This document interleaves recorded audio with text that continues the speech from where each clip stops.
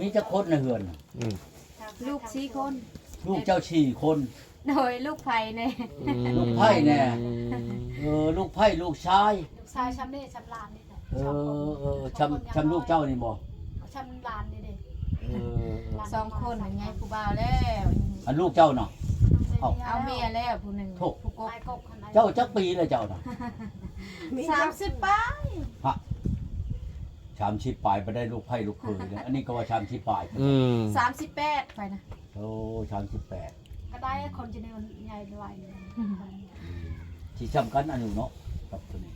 ได้ประมาณเอาผัวอายุ16 ปีนี่นะเอาผัว เอาพุทธน้อยเลยเนาะ 15 ปี 16 ปีเอาผัวแล้วบ่ โดย ป๋าโต พุทธน้อยเลยทางบ้านเจ้า โอ้ บ้านมุค่อยนั้นแถวนั้นน่ะช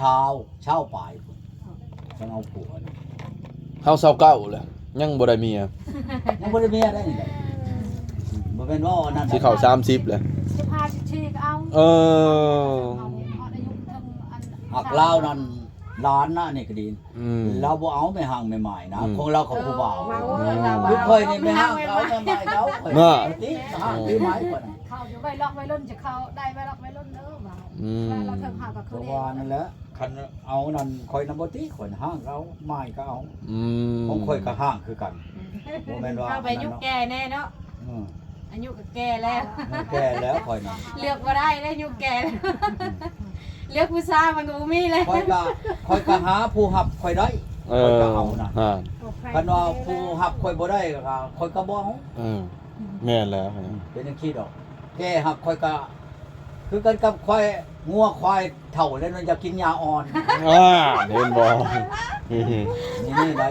อ่อนก็บ่อ่อนปานใดแหละอ่อนก็ อ่อนก็บ่อ่อนปานใดอีก คือเซียวคนนี้อ่อน อ่อนแน่แก่แน่เนาะ อ่อนแน่แก่แน่ ฟังค่อยสิถามเจ้า ม่วนเนาะ ฟั บ่ งค่อย ม่วน สิ เด้ ม่วนนะค่อยถามค่อยสิถามเจ้าเจ้ารับได้บ่คือค่อยโทรมาหานะ รับได้ เอ้ยเจ้าย้ำมาอีกนิดนึงเจ้ายับเข้ามาอีกนิดนึงเจ้านะ ยับเข้ามายับเข้ามา ยับมา เข้า อีกนิดนึ ก ง องเลยวันนี้เนาะ บ่ชูนดอกบ่ชูนกินเลยบ่น้ำส้มน้ำหวานนี่กินเลยบ่นี่เพิ่นยังจะเจาะนะ น้ำหวานเพิ่นก็มีได้ เห็นไหมอันนี้จะเจาะนี่จะเจาะเด้อคอแห้งเด้อ แล้วค่อยจะขอล้มเบิ่งว่าคันเจ้าอันนั้นค่อยจะเอามือบ่ถึงช่องนี่เจ้าสิรับค่อยได้อยู่ ป๋อโตมือบดสองบาทนี่ ถึงชามอีก ป๋อสามอีกบาทนี่โอ้สิแซวๆเลยนะบาทนี้เนาะในเฮือน มื้อนี้น่ะผู้นี้ไปหาเฮ็ดไปบัด เ ผู้นี้ไปหาหน่อไม้เด้อค่อยว่าผู้นี้นึงเข้าทาอยู่เฮือน โอ้ มันสบายได้นี่นะ อืม แม่นบ่ แม่นแล้วพ่อใหญ่ก็นั่งอยู่เฮือนเฉยแล้วบาทนี่ ค่อยได้กาวได้บ่เฮ็ดได้แน่พอกินว่าฉันผู้นั้นได้บ่หน่อไม้ได้ว่าฉัน ห้องในปองเอี่ยมใส่เนาะพ่อใหญ่ ทำผู้นี้ทุกได้ว่าฉันเอาเฮ็ดกับหน่อไม้ขึ้นมาแกงพักกันกินแต่เฮา ปากันคืนเด้ไผ กลางคืน ไผนี่สินอนก่อน เอาแล้วเจ้าว่านอนพี่เด้อก่อนก็สิไปนอนทานก่อน อิงตามอิงความเสนอได้นี่ได้ เสนอมาเนาะพ่อใหญ่เนาะ เสนอมา พ่อใหญ่ก็สนองไป ค่อยก็สิน้องเข้าโลด ขนาด ให้ยังดอในคืนนั้นน่ะแต่คืนบ่ให้ขาดจักคนดอกครับอิงใช่แล้วว่าผู้ก้นผู้หลังนั่นแหละบ่ให้กันได้ไม่ผิดกันว่าโอ้ยเจ้านั่นก้อนข่อยบ่ให้ผิดกันว่าโอ้ยเจ้าเฮ็ดก้อนข่อยบ่ข่อยสิเสมอให้แล้วก้อนกำลังนั่นบ่ให้ผิดกันแล้วพอ ให้เสมอเนาะพ่อใหญ่เนาะ บ่ให้แล้วกันให้เสมออันบ่ให้เสมออันอย่าหาย เนาะ สิตีกันจังซี่หน่อยนี่ เจ้าโทรไปหาข่อย ตีกันย้อนบ่ ตอนแรก5ชั่วโมงตอนเช้านี่7ชั่วโมงจ้อนะ ว้าต คือจริงๆเจ้าว่านั่นก็ข่อยเนาะ เข้าเนี่ย อ๋อตอนแรง5ตอนเช้า7 เราเอาได้ ไหวบ่พ่อใหญ่ ได้บ่เราว่าตอนแรงนั้น5เราตอนเช้า7เราได้ข่อย บ่พ่อใหญ่ไหวอยู่บ่ซะพ่อใหญ่นะ โหก็สิร้องมึงแล้ว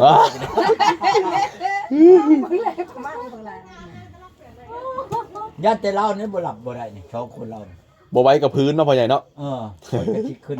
นี่ชะกรขึ้นหันมันบ่ชามได้ ป๋อพอ3บวชนี่ ในชามมันห้องเชี่ยวเราบ่จะเป็นแล้วมันบ่ ไปใช้นะฮะ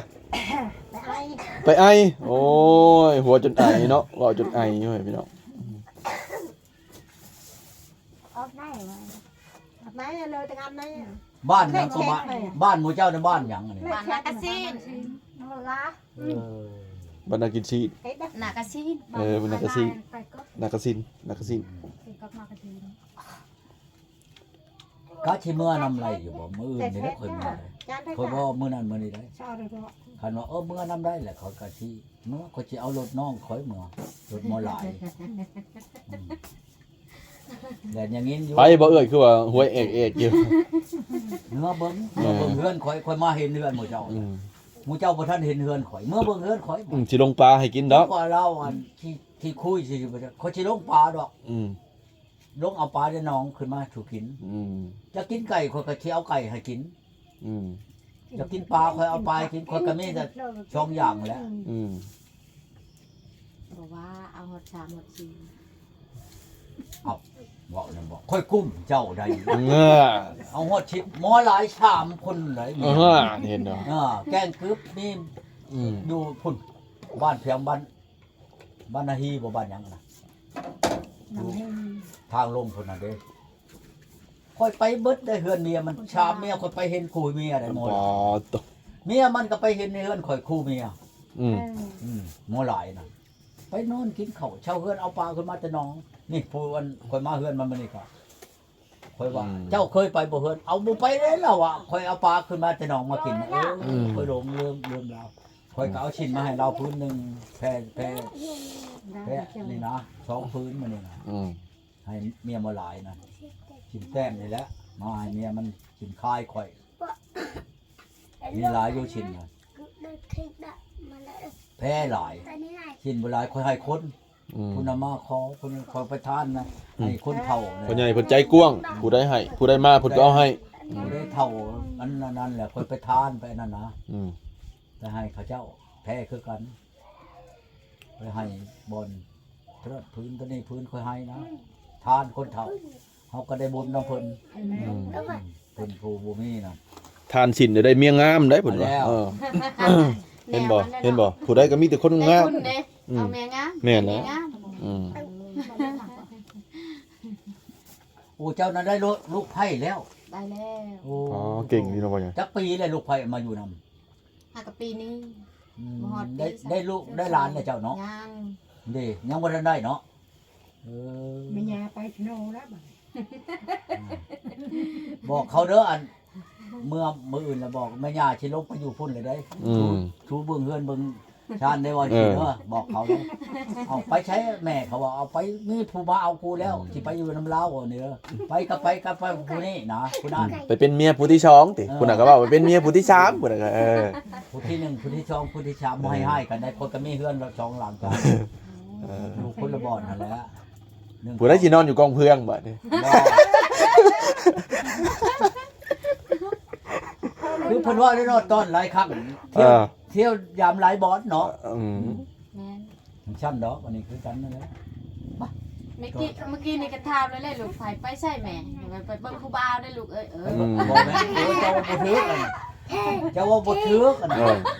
ไปใช้แม่แล้วไปหาพ่อมึงเลย นั่นเนาะพ่อใหญ่เนาะ โอ้อันนี้ยังเว้าอยู่ ไป เนาะ เบิ่งผู้บ่าวแล้วบ่ทึกเนาะพ่อใหญ่ ไปหาผู้บ่าวจัก แม่ ผู้ใด บ่ฮู้ว่าอยากเอาช่องเอา3นะกันบ่ฮู้เอาช่องเอา3ออกเว้านั่นแหละ ไปเป็นเมียน้อยเขาก่อนเดี๋ยว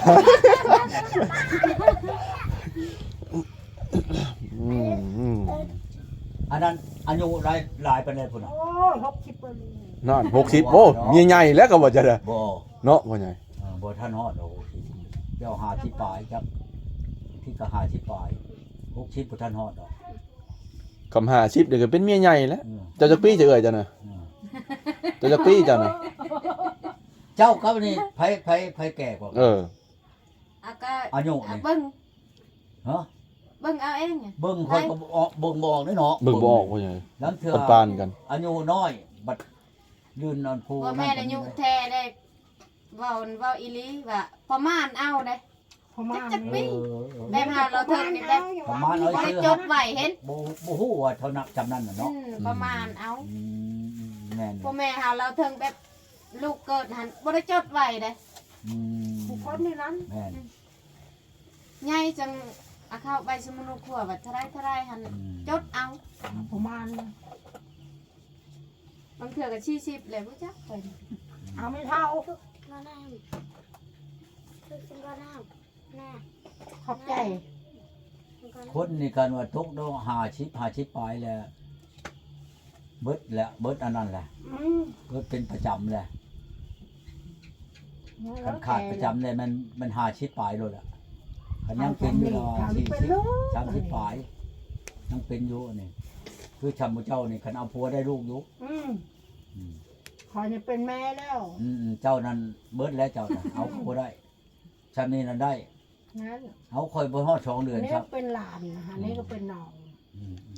มันก็ปะโพอันนี้ก็ปะโพยอดถ้าห้องปลาก็ไม่ได้เขาบอกเชลนะเชลไปเที่ยวนะ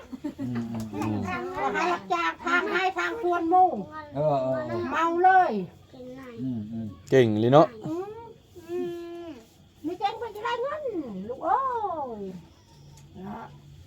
ได้แล้วไปบอกพระเจ้าเพิ่นละปานกันท่านี้ละแข่นท่านี้ล้าน อืม เดือช่องให้ตาเดือช่องให้ตาชี้ให้ตาเอ็ดอยู่หันเลยเช้าใต้ใจหันกกหนึ่งเผาไปเจ็ดไปคำเลย ปอตุ๊สวมันเนาะดุลีโลน ไม่รู้เว้นเหรอห่างมัน อืม ทบเดี๋ยวมันเป็นไปห่างนางไม้ทบ อืม เป็นจักปีแล้วเจ้าน่ะไม่ห้างหรือไม่ใหม่เจ้าน่ะ ไม่ห่างโอ้แต่8-9 ปีนี่แหละเป็นไม่ห่างเลย ผัวอยู่ใช้ได้นี่น่ะ อยู่บ้านนโพพุ่นทางเตอร์พุ่น อืม นาโพนาเก่งพุ่น พุ่นทางเตอร์ ฮู้จักนาโพ อืม แล้วมื้อใดสิมาเฮ็ดเฮ็ดหยังอันนั่นแหละทางนี้โทรลงไปแล้วค่อยสิขึ้นมาคำเมียนะสิดอก มาก็บ่ได้อยู่หึงคือเว้าหั่นแหละมาดำขึ้นดำ จ้ะ การกินไม่ใช่พอเยอะนั่นน่ะ เออ ย้อนบ่เออ จะไปช่วยไม่ได้ก่อนไม่คุยดาว ตา อันให้อัน ปลากินงาผมของ ได้เฮ็ดอันใช้ว่าสิเฮ็ดไก่ว่าเอาไก่ ไก่ต่างหากนี่เขา โอ้ อืม เนี่ย มันหยังขาวๆหน่อไม้บ่ อ่า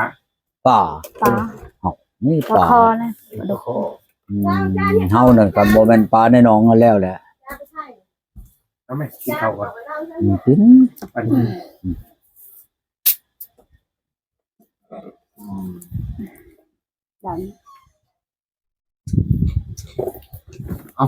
ใครอยู่ทางนี้นั่น อ่าไปกินกินนะ โดย คันว่า ไปกินดูก่อน อันคันชับนี้นั่นบ่อนเฮาไปบ่จักความลาว เอาไหม ทางอัน พูดเลยจ้าเลย นั่น จ้า นี่เจ้า แต่จ้านี่น้ำดอกเกลือดอกตอนแรกก็เลยน้ำใบจูจนวันเลย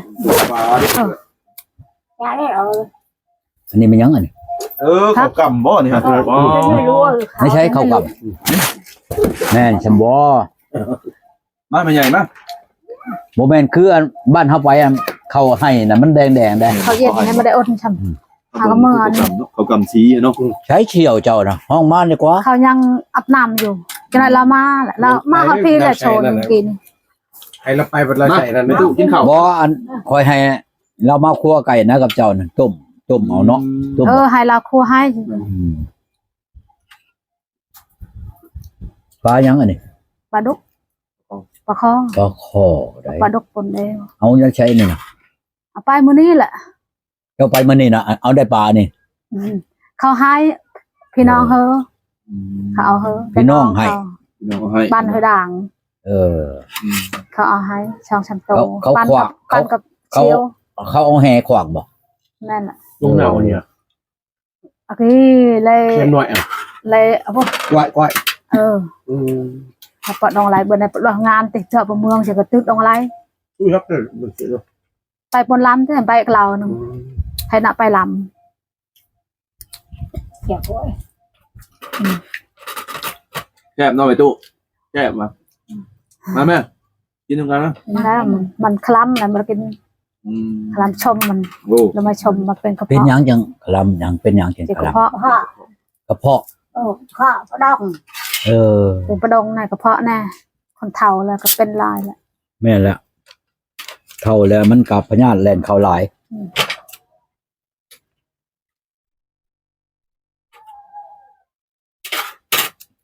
ป่วย อันบ้านนี่บ่มีอัน